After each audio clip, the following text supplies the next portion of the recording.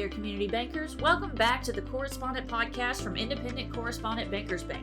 I'm your host, Madison Caplinger, Marketing Specialist for ICBB. When I talk to bankers, changing regulatory requirements consistently come up as a recurring pain point. Keeping up with compliance can be an expensive and difficult part of the life of a community bank. That's why today on the podcast, I had a conversation with Charles LeFevre, Principal Consultant at Stanford Hill, instructor at the ABA's Bank Marketing School, and sought-after speaker on compliance topics. Charles has this way of making compliance engaging and easy to understand, so we talked through some major upcoming regulatory changes and common compliance issues bankers like you face daily. Please welcome Charles to the podcast. Hey there, community bankers. I'm here with Charles LeFevre. How are you doing today, Charles? Hey, great, Madison. How are you? I'm good. Glad to have you on the podcast. So tell us a little bit about yourself and your professional background and some of your areas of expertise. Yeah, for sure. So I'm the principal consultant with Stanford Hill. We're a consulting agency that offers various risk management and compliance, efficiency, expertise to our clients, which are financial institutions and fintech adjacent companies. My expertise has been in banking all my life, my entire career, from what I like to say, a baby banker up to today. I've enjoyed working at a lot of various sized community banks, from about $100 million in assets up to over $1 billion. I've been a compliance examiner with the FDIC. In my banking experience, I've been a chief compliance officer. I've been a COO, a CXO. So my experience kind of runs the full gamut of hopefully everything or almost everything a bank does. That's awesome. I met you at Bank Marketing School this April in Atlanta, and I wanted to have you on because you had this way of making compliance sound really interesting and fun, which is a real gift in and of itself, especially to, bank marketers who are often conflicting with compliance. Thankfully, I don't have that problem. Our compliance officers awesome. But your LinkedIn bio said something I thought was interesting. Helping clients innovate by breaking down stupid compliance rules and unraveling inefficient processes, sacred cows, and not so best practices picked up from some conference. So tell us what that means.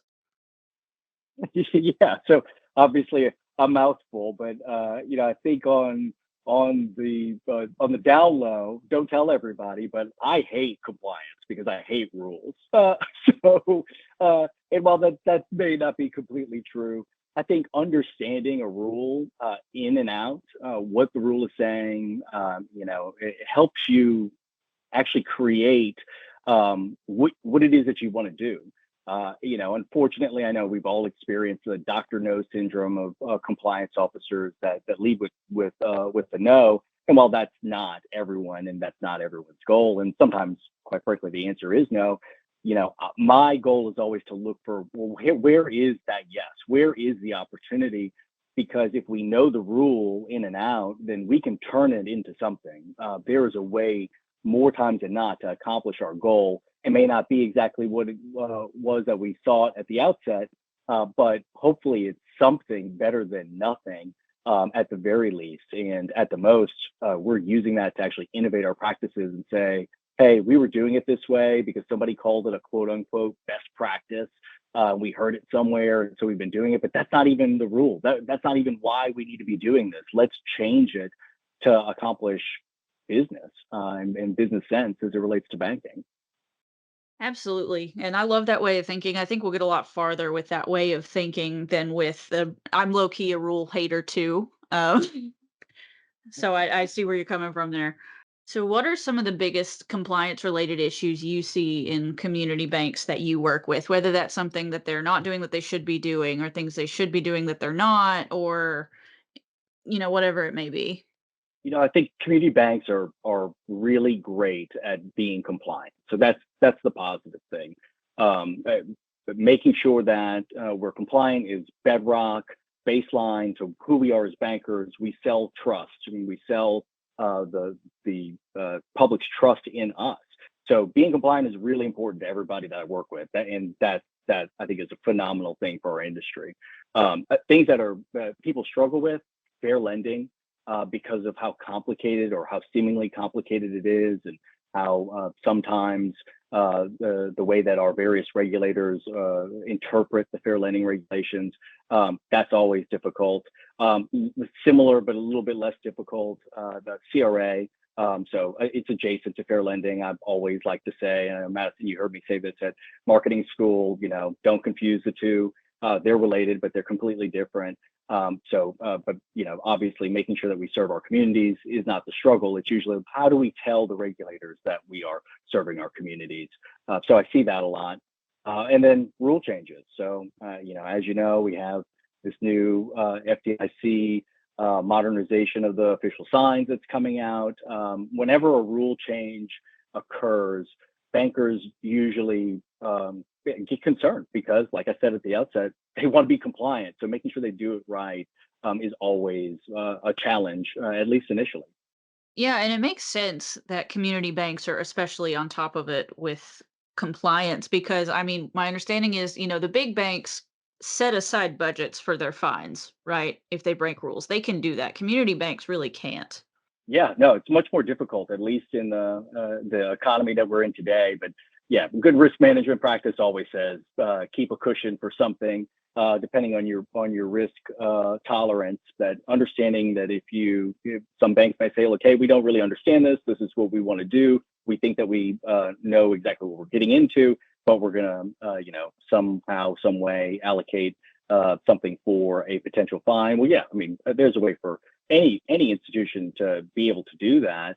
But obviously, like you pointed out, I mean, the bigger banks have much more as far as earnings and financial capacity than the smaller institutions do. So getting it right is incredibly important, but probably more important to make sure that they stave off the use of those resources for something that could go for bettering their community rather than just ultimately paying a fine to a regulator. Yeah, absolutely. There's less margin for error with community banks because, the same amount could, just be a line item for the big bank and could, really get the small bank in trouble. So you mentioned rule changes, and that's, a consistent challenge I hear from community bankers across our service area and pretty much everywhere I go. A top concern that they mention is just like how fast regulations are changing and some specific changes. But the thing I hear, that marketers have been talking about for a while now is, the FDIC logo modernization that I think you alluded to, but basically, the FDIC is, changing its rules regarding the use of its logo and advertising statements, and it's supposed to be effective April 1st and full compliance expected by January 1st, from what I understand, though I think there may have been some give and take on those dates. I'm not really sure. So, give us a rundown of your understanding of, those changes and how it'll affect bank marketers. Absolutely. So I think the funniest thing is that it's called this modernization, which is confusing. I think confusing to bankers because when we think of modernizing a process, we make it simpler. We look at something to implement a tool that it automates, right? That's modernization to us. Um, Maybe I shouldn't say funny. I love the FDIC, right? Work there, no endorsement implied. But the modernization to the government, at least in this case, it seems to be that they're modernizing the interpretation. So, as we have gone on in time, we have non-banks that are participating in the banking space. We are doing business differently through really non-bank branches like cafes and other things that really some bigger banks have been doing, but nonetheless that I know community banks have moved into this space as well as being innovative in how they provide their services. So the FDIC's modernization rules for their official signage is trying to address really those two aspects of modernization. That banking has evolved. How does the FDIC make sure that their logo, which is to instill public trust in financial institutions, is displayed properly in these new ways that we as bankers are pushing banking? So mainly, it's really in the digital space. So changes that have been going on that, as you said, really were official as of April 1st this year, but they extended that full compliance date out until January 1st of 2025.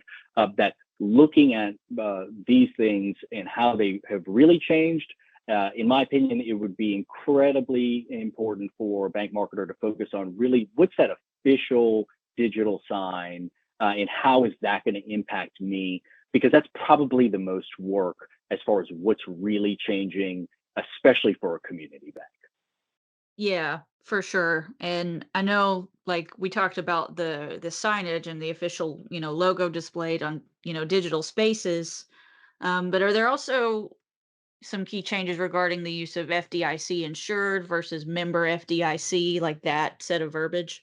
Yeah, so the verbiage itself, obviously the old rules can still apply. That you can still use the member FDIC as well as the existing official logo in everything except for those digital formats.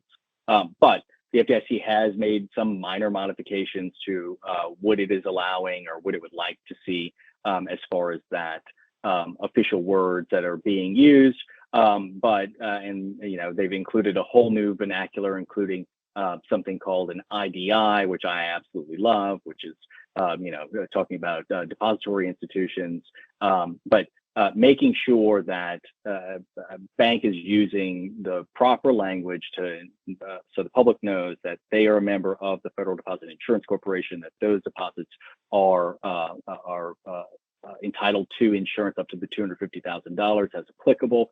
That's the most important thing under this rule, new and old. Okay, got you. So the can you kind of explain the requirements for banks to clearly differentiate between insured deposit products and non-deposit products under the new rules? Yeah, for sure. So under the new rules, like I said, this whole aspect of cryptocurrency and this banks that are offering more than just cash deposit and cash security safekeeping, part of the new rule, which is, I would say, codified in this rule, but was really always a technical requirement. The new rule requires that physical signage be in place when there is activity that's related to non-deposit products. So things that we would think is typical in DIP, non-deposit in products like insurance or securities, mutual funds. Those things are covered by the rule that would still require, or now fully require, signage that says the not may overall disclosure. That is new. Making sure that you understand whether or not you are offering those services and whether or not that signage is required, that's probably the most important thing. One of the great things that I think the FDIC clarified is that a credit product, so offering a loan, yes, clearly it is not a deposit product. However, under the rule, they've clarified that the regular business of lending is not covered by that signage rule. So, would I be correct in perceiving that there's some gray area as far as what banks might consider a deposit product requiring the signage versus what a regulator might perceive as a deposit product requiring signage? More than likely, just because again, I think it's a little bit confusing, this whole non-deposit product, and there are exceptions to the rule. So that always creates, what I think we think of as a gray area. The technical definition from what the FDIC has stated is that a non-deposit product means any product that is not a deposit, which includes insurance products, annuities, mutual funds, securities, and crypto assets. Where it gets the confusing part is, but for the purpose of the definition, a credit product and a safe deposit box service is not a non-deposit product.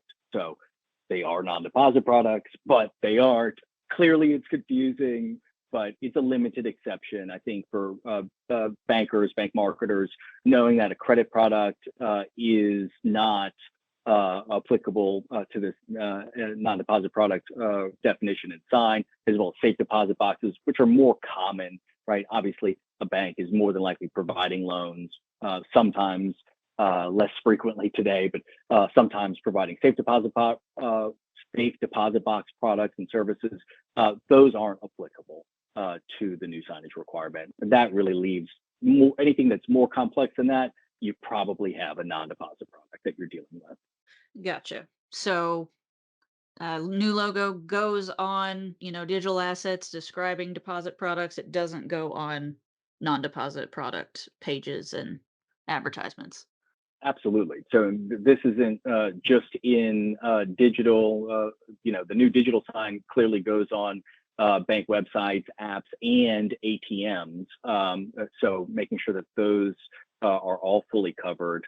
The same thing, that if the digital asset were to display an advertisement, or you would be able to access, let's say, like cryptocurrency balance on that ATM, you would have to ensure that you were displaying that non-deposit product sign for those type of products, not just once, but obviously clearly and continuously when there are those deposits or non-deposit products on the screen. Okay. Yeah, that makes sense. So do you think that sense of gray area that we mentioned as far as, where does the sign go? What assets does it go on? What's a non-deposit product? Do you think that sense of gray area is going to be the biggest challenge that community banks face in complying with the updated regulations, or is there something else that you see that might be a struggle? So from the things that I've heard from bankers and the questions that I've received really has been like, hey, where do we find this new sign? Or where do we get access to it? And from what I understand, there is code in the new regulation that is provided, that should be provided to your technical service providers for them to be able to do this hard coding of the new digital sign. But otherwise, I do not believe that there's any access to the logo in FDIC Connect. That's where it would be. It just like if you were to order new signs, the black and gold, beautiful signs for your teller lines. Theoretically, that's where it would be for this new digital asset. But from what I've been told and what I've been seeing, it isn't. It's not accessible there. So relying on that code and relying on the instructions within the regulation and really relaying that back to the service provider that you're dealing with and who's helping you accomplish this goal, I think that's been one of the more confusing or difficult pieces for bankers to help, I would say, intercede with to make sure that everybody's on the same page. Okay. Gotcha. That's kind of surprising. I would have thought that the digital asset would be available the same way that the previous one was. Well, the FDIC has said that they're going to hold these 4 webinars, and I think they announced it, earlier this year. They had the first one last month, so there's 3 more to go, but they haven't announced any of the additional ones, which I find comical, just because how it relates to this. Well, like, of course it's not there. Or if it is there, of course the banker can't find it. We have 4 more or 3 more webinars in a series to go, and we don't even have dates for them. So some concern there overall. The good thing is the letters FDIC are pretty plain, appear to be exactly part of the current official logo. And the only thing that needs to change is the color. So at worst, it might be a couple minutes on your favorite photo editing software to crop and recolor something. Right.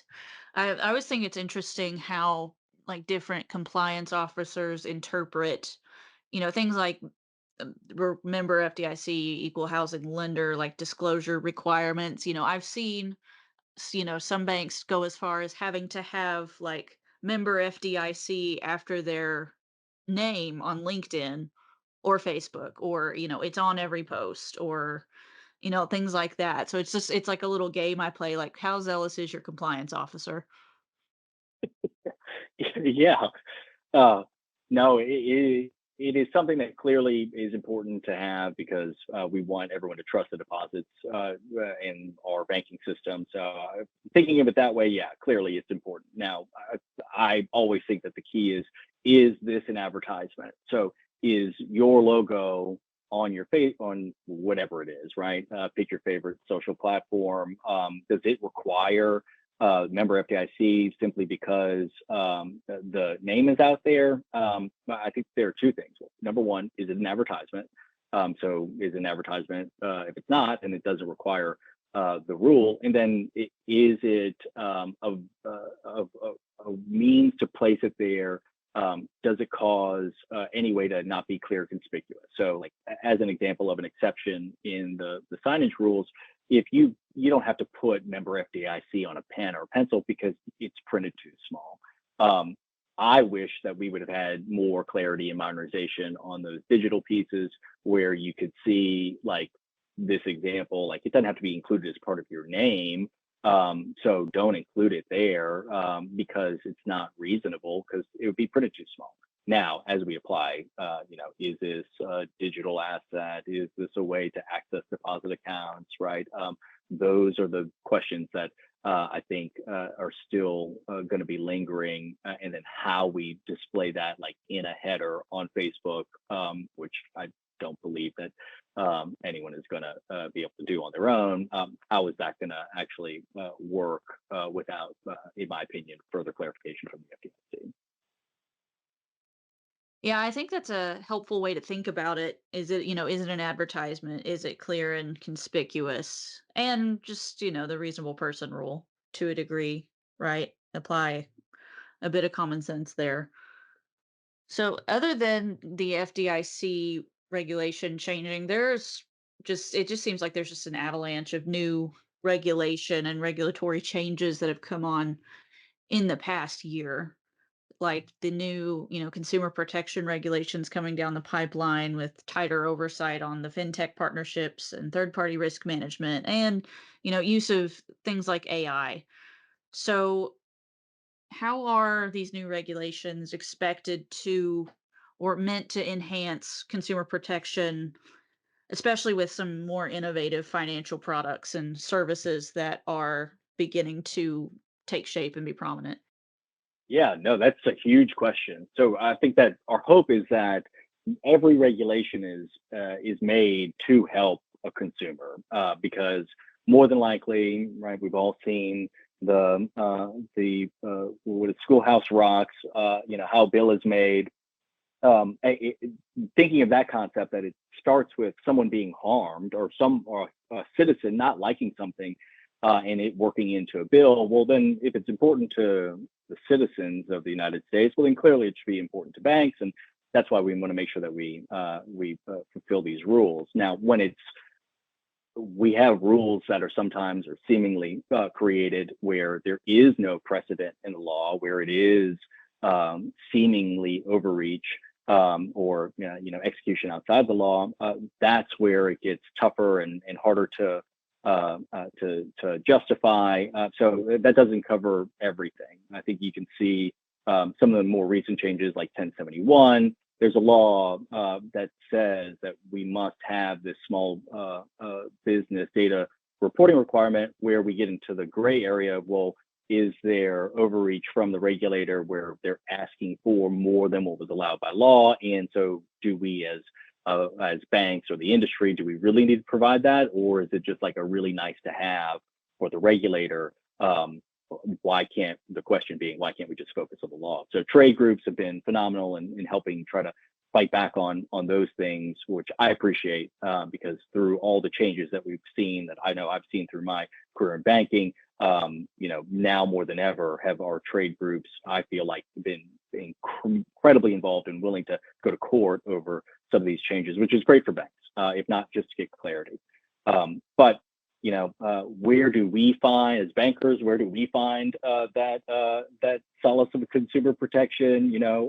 It's hard to see that sometimes when there's a lot of work that we have to do to implement these rules. So, making sure that we are good humans and remember that there's a reason for it. I think that's helpful, but that's more of a philosophical podcast question, right? Right. I'm not opposed to getting a little philosophical because I mean, you're right. There are two sides to that coin. The regulation wouldn't exist if, it didn't solve some sort of problem, even if it does create more, work for the banker. And I'm not necessarily taking a stance on that. I don't feel like I am completely qualified to have a strong opinion, but it exists for a reason. Yeah, absolutely. I think if we look for what are these rules trying to do, generally they're making sure that we're not harming someone. So providing a little bit more information to the government related to how it is that we make small business loans to make sure that we're doing business equitably, providing credit equitably. I think that shouldn't really be a bad thing. Now, if we're giving too much information that it poses a privacy issue for our customers, that could be released, that we're being overburdened with this in a way that is impossible to accomplish or makes competition, right? That banks become fewer and fewer because there's too many compliance rules. That's not good for consumers. That's not good for the economy, in my opinion. So there has to be a balance. To your point, the nail on the head. There has to be a balance. Yeah, absolutely. And I know another kind of concerning piece of regulation coming about is like these enhanced requirements for operational financial resilience that are being introduced that include these guidelines on liquidity management and some measures to combat financial crime, which I know is just rampant right now. So, what steps do you think community banks should take to comply with those new financial operational resilience requirements? Yeah, so a lot of them are really related to larger institutions, and a lot of it is coming out of what I would say the more recent issues that we saw with regional banks earlier in 2023. Knowing that, making sure that they're talking to an advisor that understands those rules, especially the financial reporting ones, in and out, that they're able to provide the accurate changes to make sure that they're meeting the requirements. I think that's always incredibly important. And staying on top of it, listening to podcasts like yours, where you have experts on that are talking about it, understanding the fundamentals of what it is that I have to do related to this. Is it even applicable to me? So, is my size institution even covered by this rule or this rule change? I think that's the most important aspect to really any of these. As far as the changes with the BSA and understanding potential reporting requirements and everything that's been continuously going on, BSA in all of the anti-money laundering changes that I think that we've seen and hoped for and or haven't seen and are waiting for, related to beneficial ownership requirement reporting and how that's all going to work. Some of these things I think are still, hey, it's a little bit too early to tell when it's going to change or what's exactly going to happen and how it's going to impact us. But knowing that some of these rules actually also impact our customers, right? The bank's customers. How do we explain it to them in a way that doesn't get us in trouble, and to make sure that they stay on top of it? I think that's equally important as our compliance. When it impacts our clients, our customers, making sure that they're aware how we can help them and give them the resources they need to implement some of these changes or at least be aware of them when it's applicable. That is not only a great way to help customers instill trust in your institution, but also just a great way to give back to your community. So, Charles, it's been a really great conversation. So, I have one last question for you, and that's what other regulatory changes, look ahead, or trends do you foresee that community banks should start preparing for? I know that's getting into predicting the future territory, which some people don't like to do. Um, so if you can or don't want to, I completely understand. But based on what you're seeing, like what would you put out there that banks maybe need to start looking at and preparing for? Look, I love this question because like there's no getting it wrong, but at the same time, like I don't have a crystal ball. Clearly, I don't. I don't think that there is any one thing that I could truly point to. I would say that if I were to rephrase it, like the things that I'm worried about going on in the future for financial institutions, especially community banks, is really the applicability of fair lending.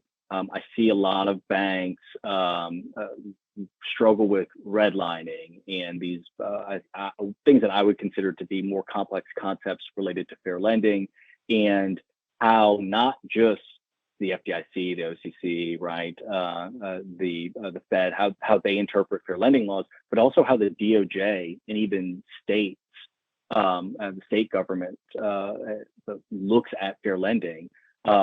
Those things are what worry me the most for bankers, as far as like getting the understanding of that risk under control.